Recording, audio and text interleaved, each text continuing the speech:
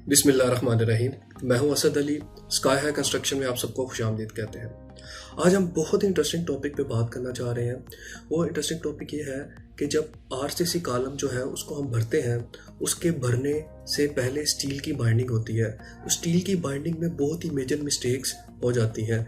ये वो लोग जो अपना घर तमीर करना चाहते हैं या वो लोग जो अभी न्यू कंस्ट्रक्शन इंडस्ट्री के अंदर कदम रख रहे हैं, ये वीडियो उनके लिए बहुत ही कारआमद साबित होगी। चलें हम स्टार्ट करते हैं कि कॉलम के अंदर जो मेजर मिस्टेक्स हैं वो कौन कौन सी होती हैं।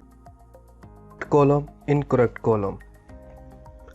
अब देखते हैं जो मिस्टेक्स हैं वो क्या क्या हैं। सबसे पहली जो मिस्टेक है इसमें आप देख सकते हैं कि एक ही सेक्शन के अंदर जो है वो चारों के चारों कॉलम को उनका जोड़ जो है वो एक ही सेक्शन के अंदर दिया गया है। उसके बाद जो दो कॉलम उन आपस में अटैच किए गए हैं जिनका लैप आ रहा है, उनमें किसी किस्म की कोई स्लोप नहीं दी गई। थर्ड देखें कि जो टाइज हैं वो सारे के सारे क्या हैं, एक ही डायरेक्शन में है, यानी कि जहाँ पे उनका जोड़ आ रहा है, जहाँ पे उनका बेंड आ रहा है, वो सारे का सारा ऊपर से नीचे तक उन्होंने एक ही तरतीब में उसको लगा दिया है। उसके बाद आप देखें कि ये जो टाइज हैं इनका जो एंगल बन रहा है वो 135 डिग्री नहीं बन रहा, जबकि हमें रिक्वायर्ड होता है कि जब उसको जोड़ें, उसका जोड़ बनाएं तो वहाँ पे 135 डिग्री का जो एंगल है वो होना चाहिए। उसके बाद नीचे वाला जो पोर्शन है जो बेस से शुरू होता है और जहाँ तक लैप आता है वहाँ पे मोस्टली जो बार्स टाइज होती हैं वो ज़्यादा होती हैं, लेकिन आप देख लें यहाँ पे टाइज बिल्कुल ही कम है। नेक्स्ट अब हम देखते हैं कि कॉलम के अंदर जो है वो जो मिस्टेक्स होती हैं उनको हम किस तरीके से करेक्ट कर सकते हैं।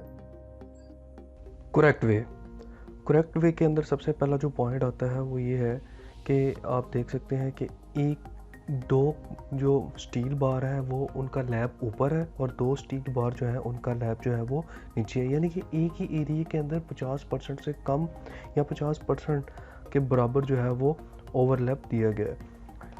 नेक्स्ट इस पिक्चर में आपको क्लियरली ये चीज़ जो है वो नज़र आ रही है कि जो इनकरेक्ट है उसमें चारों के जो लैप एक ही जगह पे, जबकि करेक्ट के अंदर दो के लैप नीचे हैं, दो के ऊपर है। उसके बाद जो सेकंड पॉइंट है वो है लैप लेंथ स्लोप, यानी कि जब एक स्टील बार को दूसरे स्टील बार के साथ अटैच किया जाता है तो उसको बिल्कुल सिर्फ जस्ट अटैच करना नहीं होता, बल्कि एक को स्लोप दे के फिर दूसरे के ऊपर जो है वो अटैच करना चाहिए। अब आप इस जो है वो स्लाइड में क्लियरली आपको पता चल रहा है कि एक जो है उसको जस्ट ऊपर एक दूसरे के साथ अटैच किया गया है, जबकि दूसरे में एक को बेंड करके फिर उसके साथ लगाया गया है। थर्ड पॉइंट जो आता है कि जो टाइज हैं उनके बेंड, जहाँ पे उनको बेंड दिया जाता है वो एट लीस्ट 135 डिग्री होने चाहिए। उसकी ये वजह होती है अर्थक्वेक आता है या कोई और इशू होता है तो ये हेल्प करती है अर्थक्वेक से। अब क्लियरली आपको यहाँ पे ये चीज़ वाज़ह हो रही है। अब जो फोर्थ पॉइंट आता है वो ये है कि जो एंड टाइज होती हैं वो एक ही डायरेक्शन में नहीं होनी चाहिए, जबकि हम देख रहे हैं कि यहाँ पे बिल्कुल एक डायरेक्शन में नहीं है। एक अगर राइट पे है तो दूसरी लेफ़्ट पे है और अल्टरनेटिवली ये नीचे से ऊपर तक जा रही हैं। उसके बाद फिफ्थ और लास्ट जो पॉइंट है वो ये है कि जो नीचे वाला एरिया है, जो स्टार्टर से लेके जहाँ तक लैप दिया गया है वहाँ तक नंबर ऑफ स्टिरअप जो है वो काफ़ी ज़्यादा है, जबकि नीचे से ऊपर मज़ीद जो स्टिरअप है वो क्या हो रही हैं, कम हो रही हैं।